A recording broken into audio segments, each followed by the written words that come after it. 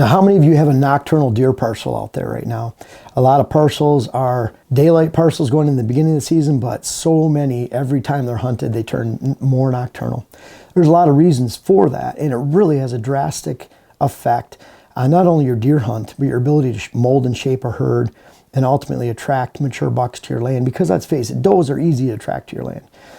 That's always a sure sign of a really bad property is if you build a lot of habitat features and you don't attract a lot of does, and there's much more happening in the form of high hunting pressure on your land, because it's so easy to build a doe herd and build too many does really quickly, really fast. And I want to use an example of a property and what it takes to actually flip that property from a daylight parcel to a nocturnal parcel. This was a client that I just met with down in Ohio, and I think it's a good example. It's about a 140 acre parcel, so that's a little bit on the large side for even the parcels that I go to see. I had one of my clients out of 8 last week had 35 acres. Another one had 45, another one had 52. And then in December, out of my clients that I had, 2 out of the 7 had 30 some acres, 20 some acres. So I go to a lot of these small parcels, still the exact same concepts. And often it's easier to see these concepts on a larger parcel. So I'm going to show you what we did. And I'm going to explain why this parcel is a nocturnal parcel, because there's good hunters on it. And just because there's good hunters on it and they're hunting the wind doesn't mean that you're going to have a great parcel, depending on how your habitat features are set up. So with food plots around this and the open cover that's on this property, is really difficult for them to get in and out without spooking deer. Again, accessing like this to hunt portions here, accessing through here to get all the way to this food plot, and then accessing up to here. That was a pretty low impact. What it did is there was only an area that went around something like this out of that entire 140 acres that was not infringed on by hunters every time they went in and out of the property. The cover in here, in this area right here, this area, and even in here, had a lot of holes in it. Broom sedge grass, some small pines. The landowner 10 to 12 years ago planted hardwoods. They're not caged. And so the ones that did live and survive, they're only 2 feet high and they keep getting nibbled on every year. So consistent and a lot of browse pressure. So in the end, there was an area that when you consider the food plots that didn't hold any deer during the daylight, obviously, and the cover, and you figure the pond that's in there, there's an area about like this with access. And again, there's another food plot right here. So within that area, because of the open cover, because of the access for hunting, there was no mature bucks that could stay in here. So what happened was, when you try to stick all of those does that are relating to those food plots on a daily basis, and this is what I see too. They had summer food plots. They had good quality cover out here. They had a lot of grasses and easy area for fawning during the summertime, including the broom sedge grasses, the mix of pines, areas that would not hold deer during the fall, but held fawning cover during the summer. They created a situation that I call a doe factory. I see it consistently across hundreds of parcels. There's people that say there's no such thing as a doe factory. Well, they've been on dozens of parcels. So I invite them to actually gain that experience over many years, look at hundreds of parcels in many states, and then come back and get back to me about doe harvest or doe factories when they have the experience level to form an opinion. These does are bedding on this outside area. This area in between, good summer food plots, good summer doe bedding, and for that they had a doe factory. 3 years ago, they peaked out. They had over 50 does and fawns just on these 2 food plots alone on the property.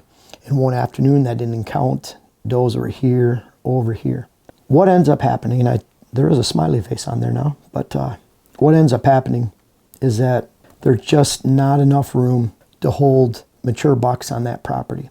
When you have does and doe fawns that are taking up this entire space right here, there's nowhere really that does, fawns, or any deer can bed within here because of the open holes and cover. The does are out here.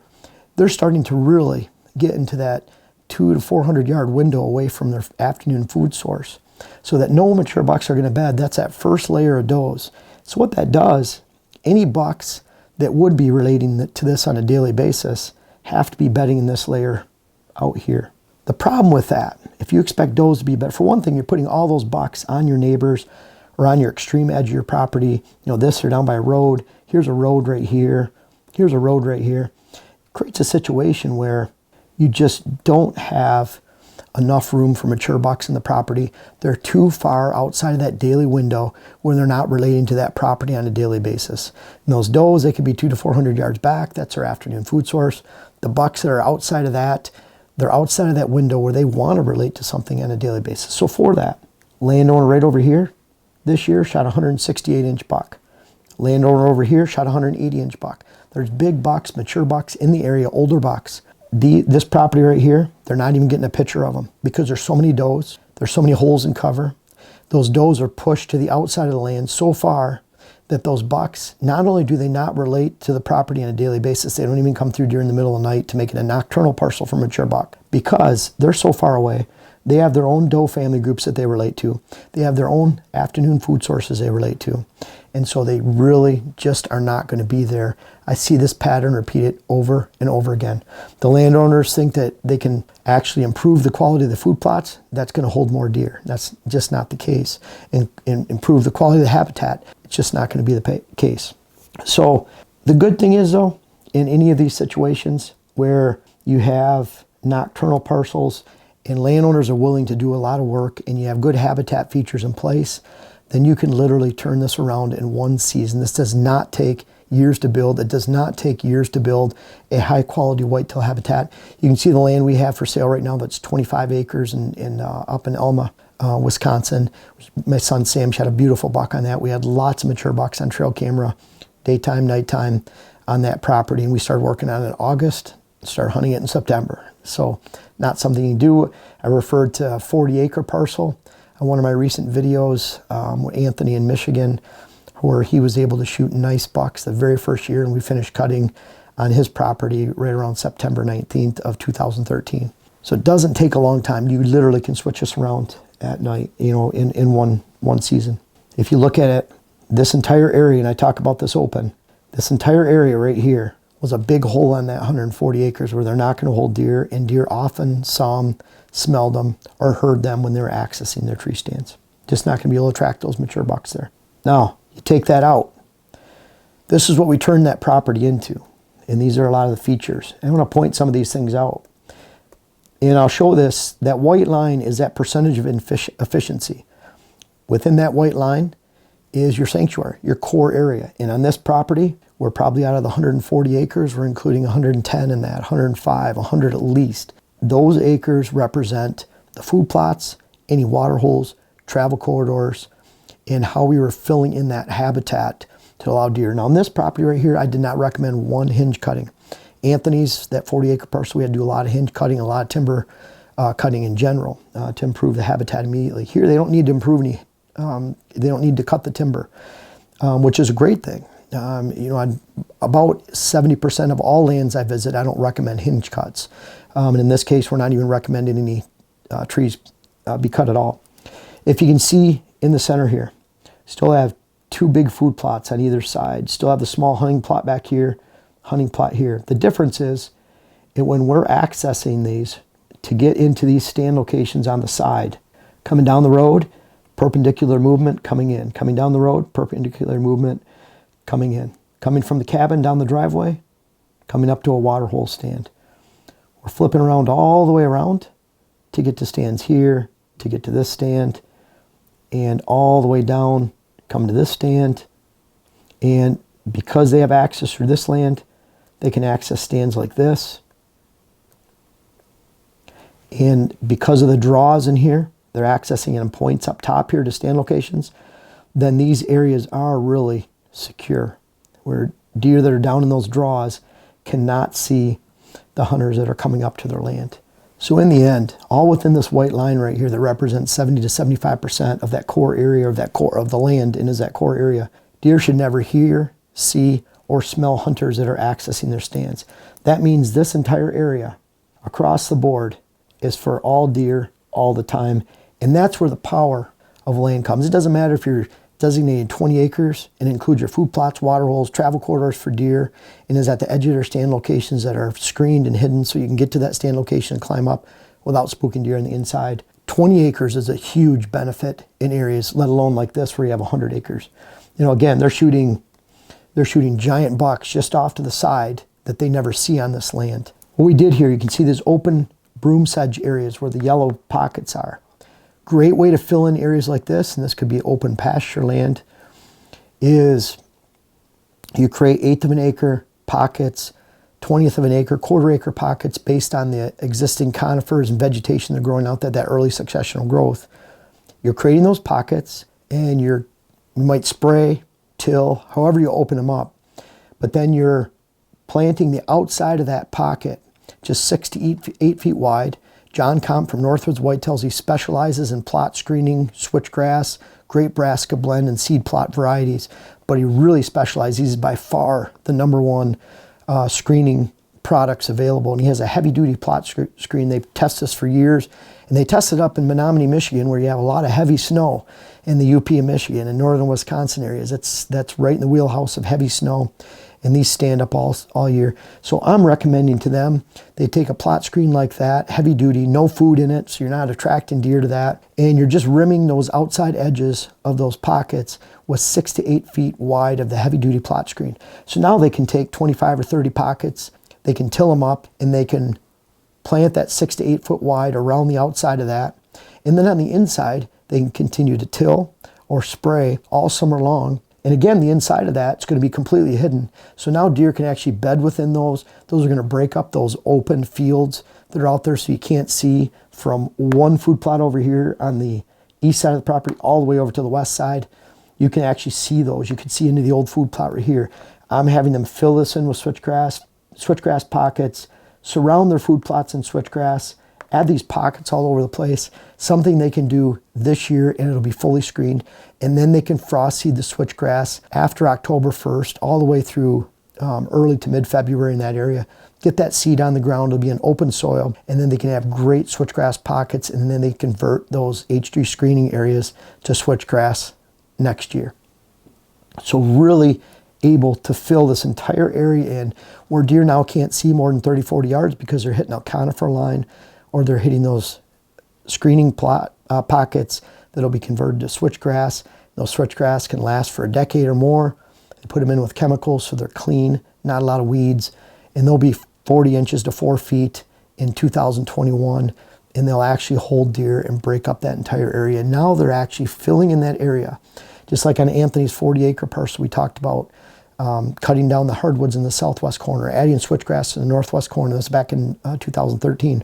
And filling that property so that he could have 30, 32 acres out of 40 designated and dedicated to deer all the time, 365. And then another big step. So we're filling in all these gaps. We're removing the food plot that was on the south that they try to get into, and then accessing from the outside, in this case, in different areas. Now, it might be that you have a road going into your cabin in the middle of the property, and then you're trying to do this on 2 halves, no matter how big those halves are.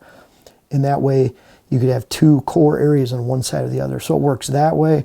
My property here in Coon Valley, we access up through the middle on a snowmobile trail that blows our sun against a cliff, so we can access during the daylight hours. We're not spooking deer. So we're filling in this area. We're keeping our hunting movements to the outside.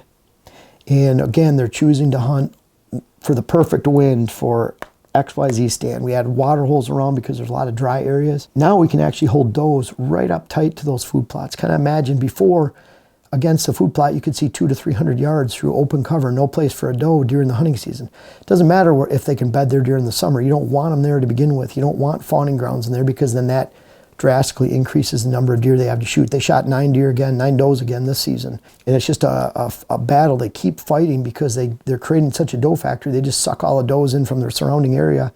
So it creates a vacuum. No matter how many does they shoot, they just keep filling in does and fawns. So we're giving them fall and winter cover. That switchgrass will stand up easily over in eastern Ohio all season long. And then we're creating an access that allows that core area to take shape. Now we're holding does and fawns close to those food sources. That frees up the space that did hold does and fawns before. Now you can hold bucks on that.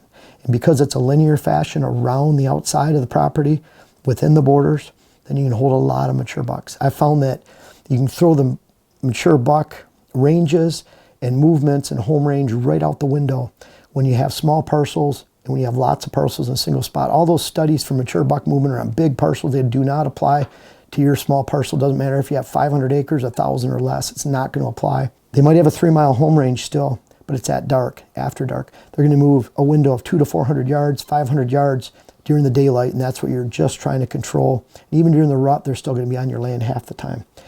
One of the final steps, we have that great access. We're protecting that core, strengthening the core for cover.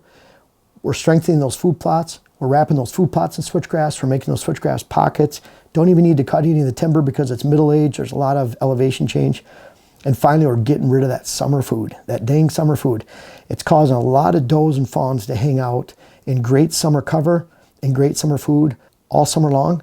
The first step in reducing doe numbers on your property and population numbers is to get rid of the summer food. They don't need it down there. In fact, it's pulling them from the high quality hay fields and bean fields in the area where they have professionally manicured fields that are in ag production, and they're taking deer off of those and jamming them into a high stress, energy robbing small food plots where does are very territorial. There's no bucks that are allowed to feed in there because the does take up so much space. So get rid of the summer food plots if you want to reduce numbers. You'll place a lot higher percentage of those does on the outside of your borders. Let your neighbors participate in shooting some of those instead of keeping a pile on your own land. And for that, they'll have a balance. They'll still have does and fawns on their property. I'd like them on those 2 food plots. It'd be great to hear that they're seeing 20 to 25 does and fawns every single night, but not 50. It'd be great if I hear they shot no does sometimes because their neighbors are participating in the doe harvest. They're not holding them on during the summertime, so that those does and fawns have an army, or like an army waiting for that green to come up on their food plots in the fall. Now you have about a month lag time where those does and fawns will start coming on in September. Allow those food plots to get a month of growth and really hold deer, really have that ability to have high volume. One of the best ways to have more volume on your food plots is get rid of the summer food plots. In most cases, unless you're trying to build a herd, summer food plots are bad. Now, they really don't help the health of the herd. You know, you can pat yourself on the back and say, look at all these nursing fawns and does. Well, if you took them off the neighbor's ag field that has higher volume and higher nutrition rates, don't pat yourself on the back. You didn't do a great job, and you put a lot of effort into a high stress herd on your property. So that's a way you can take, and obviously, if those does are packing in tighter around those food sources on the land, you have switchgrass, so you can't see across. Now those does can bed right up against that switchgrass. They still have the diversity of the habitat. You're not making it all switchgrass. So you can suck in does closer to that food source. And then those bucks will suck in closer on your land. And then guess what? If those bucks are only bedded 200 to 400 yards away from those food sources, then you're going to find that those bucks focus on your food and your property in those doe movements all season long as their daylight parcel. If you don't have these features in place, then just like this happened on this year, you have a neighbor shooting a 168 over here, a 180 over here, and you never even got trail cam photos of those bucks, because why would they go on your land? It's high stress. There's a lot of does. That displaces buck bedding. They have open holes of cover. There's no reason for those bucks to be on the property during the daylight except for the fringe areas. Their best buck movements on the property, it should come as no surprise currently, were right here as they're coming across the road, these outskirts right here, on and off the property over here, and that was it. Very little inside the core.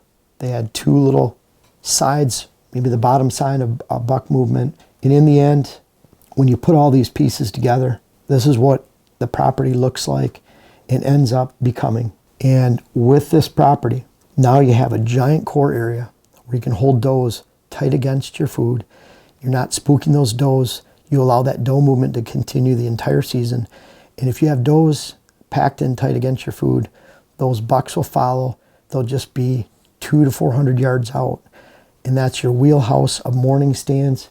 That gives you a lot of morning stands. You can hunt back here on a point over water holes, even a small hunting plot. And then it gives you those evening plots. There's a nice hunting plot that you could use for evening or morning. And then it gives you those evening stands that are more related to food and movement to food. So it really gives you a stand assemblage when you create something like this that not only holds does and fawns next to that food, gives you the option to hold mature bucks, but it gives you a stand assemblage so you can say, I'm going to hunt here in the morning for bucks. I'm going to hunt here in the evening for bucks. If you need to shoot some does, obviously very easy to do so in the late season because they haven't been picked on in those food plots all year long. And those are some of the steps. Now we can go through quiet stands, scent-free access. There's a whole bunch of lists of other things for making sure that you keep that remained as a daylight-focused buck property, one of those true 5% properties in the neighborhood. Because let's face it, what I've experienced, less than 5% of all deer properties are daylight-focused mature buck properties in the neighborhood. This will become one of them. And the cool thing is, it'll become one of them this season, and I can't wait to hear about it this fall. There are some great clients that I know are going to do a lot of the work, and that's why I'm showing this, because I'll be able to follow up with this in a year and refer back to this video, because they're going to experience great things just in one season and a huge change from what they were doing. And with the way they hunt and their tenacity, they're going to have a great property, and I can't wait to hear about it. And that's how you can quickly flip a nocturnal property into a daylight property this season.